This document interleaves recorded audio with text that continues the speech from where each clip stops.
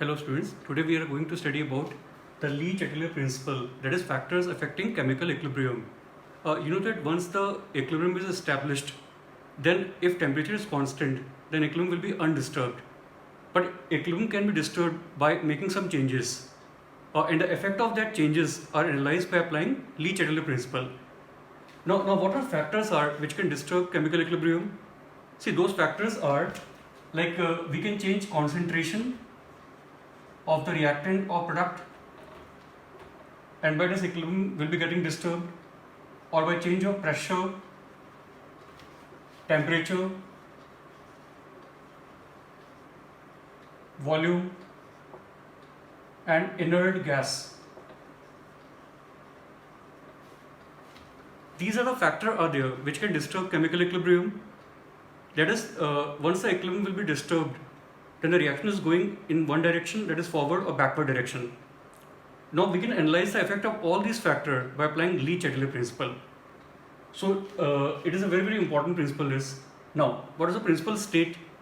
See, a very simple concept is there. Whenever any change is applied at the chemical equilibrium point, then equilibrium always tries to oppose that change, and it shifts in that direction so that the effect of that change is getting nullified or counterbalanced. Means equilibrium always tries to oppose the change and will be shifting in that direction so that effect of that change is getting nullified or counterbalanced. So equilibrium has got an opposing tendency. This is the fundamental principle of Lee-Chatelier principle. Now we can apply this concept one by one for all these factors which are disturbing chemical equilibrium. Okay, the first factor is the effect of concentration change. The effect of concentration change. Let us see it.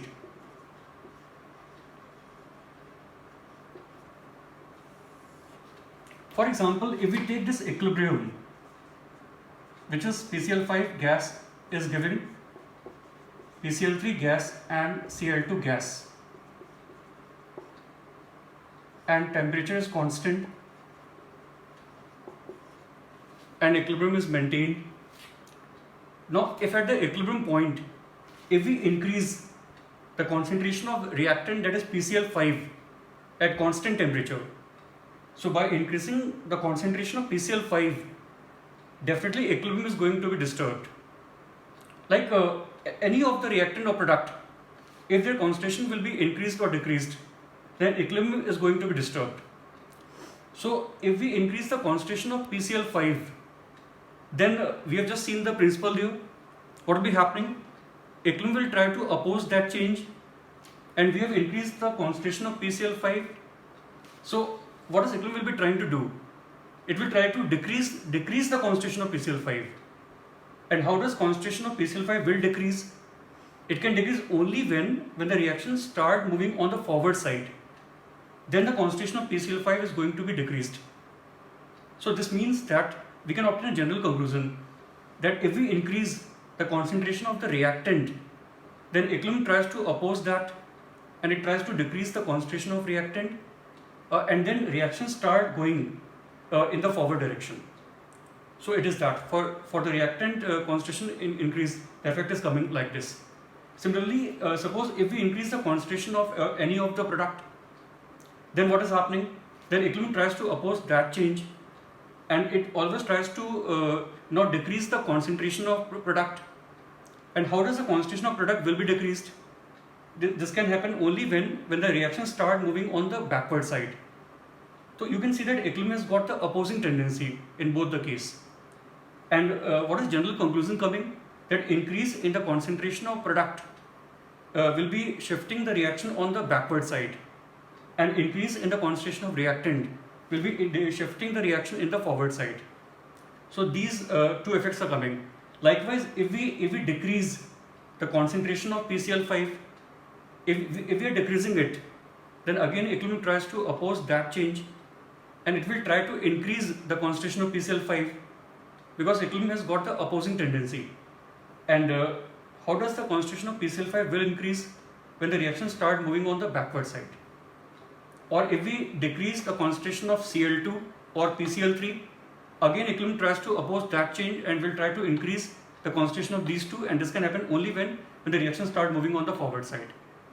So you can see that this concept can be applied in this manner. Fine.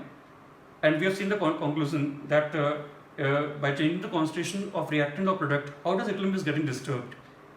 Okay, this thing can also be analyzed by the reaction quotient concept. The reaction quotient concept, that is QC or QP. Reaction quotient is applied only at the disturbed point. When the equilibrium is getting disturbed, then it is applied. And how does QC or QP is obtained like QC? QC is obtained by concentration of product by concentration of reactant.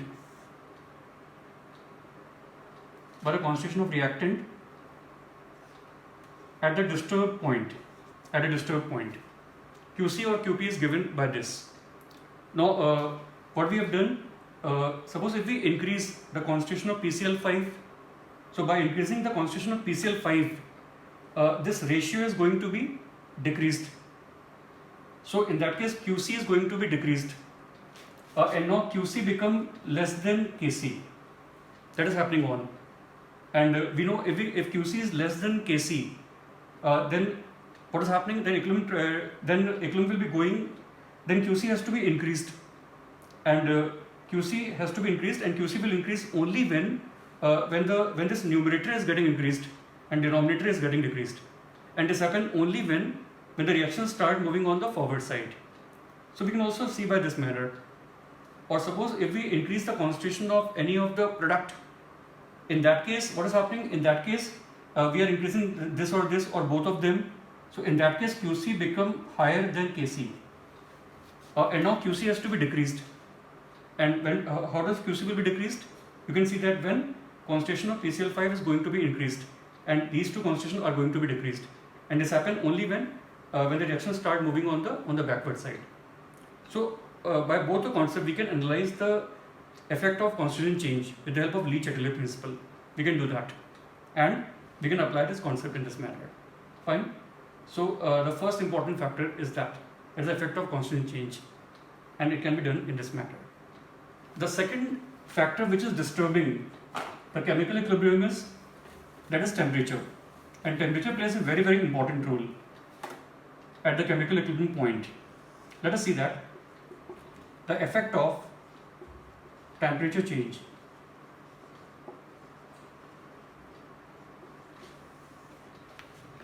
Definitely, by changing temperature, the chemical equilibrium is going to be disturbed, definitely. And you know that equilibrium constant K, Kc or Kp, always depend upon temperature. It depends upon temperature.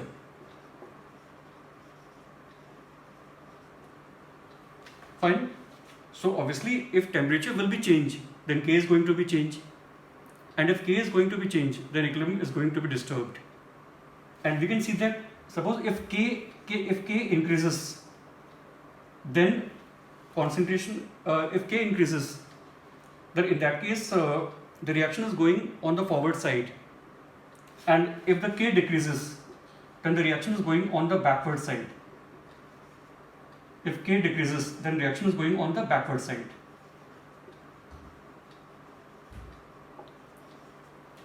Okay.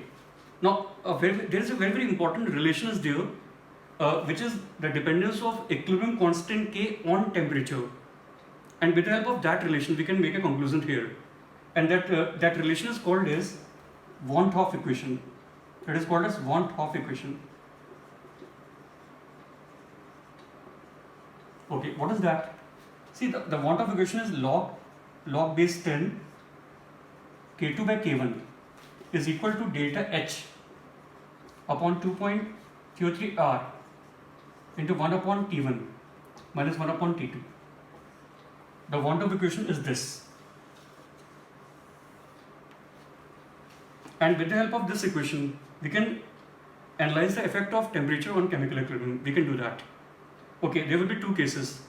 That is whether reaction is endothermic or exothermic. So let us look at the first case, whether reaction is endothermic. Let us see that. Endothermic equilibrium.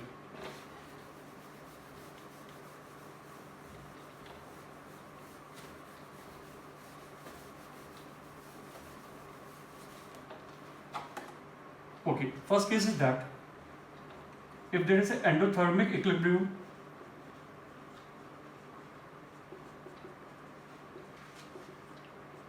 means the heat is getting absorbed, so the enthalpy change is positive. And suppose if we are increasing temperature, means T2 is more than T1.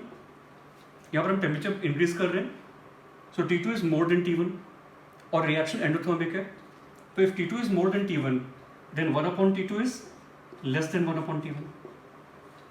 Fine. Now we can apply this point here in the Van der Waals equation. अच्छा, what do you obtain on the right side? देखिए delta H is positive, it is positive, and 1 upon T2 is less than 1 upon T1. It is less than 1 upon T1. So everything is positive here. So we are getting what? We are getting that log base 10 K2 by K1 is actually positive. Fine. And this means what? Log की value positive आ रही है, means this happens only when K2 by K1 is more than 1 or K2 is more than K1. K2 is more than K1. Okay, we are getting this conclusion. And this has got a important interpretation here. Means for the endothermic equilibrium, if we are increasing temperature, then the value of K is getting increased. What does this imply? If the value of K is getting increased, this means that the concentration of product is getting increased and concentration of reactant is getting decreased, means equilibrium is going on the forward side. Fine. And we can make a general conclusion. And what is that? For any endothermic equilibrium or for any endothermic reversible reaction, if temperature will be increased, then always K is getting increased. And in that case, equilibrium is going on the forward side. It is getting disturbed and going on the forward side. Fine. So this important conclusion is obtained from the Van der Waals equation, and you can see the proof for it. And the second part is if the reaction is exothermic. If the reaction is exothermic,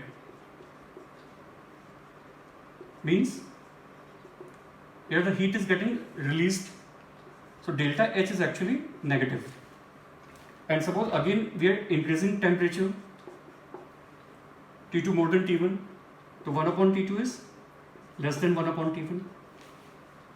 And if we apply this thing here in the Van der Waals equation, now what we obtain, delta H is negative, but 1 upon T2 is less than 1 upon T1. So the entire thing become, this is positive but this is negative, entire thing become negative actually. So what we obtain?